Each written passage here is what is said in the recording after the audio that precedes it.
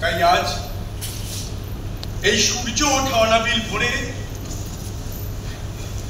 আমার একটা কবিতা শুনবে, আমার শেষ কবিতা।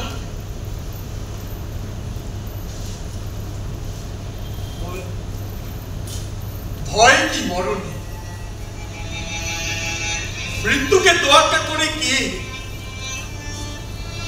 মৃত্যুরও নেই কোনো পরোয়া,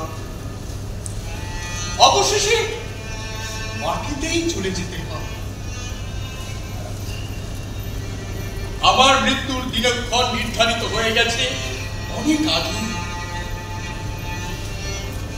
আমার কোনো ভাবনা নেই, যতই যুদ্ধ হয়ে যাক, সৈন্য সামন্ত হেঁটে যাক, পার্লামেন্টে জল্পনা হয়ে যাক, কালো মানুষের জীবনে তা বদল আনেনি।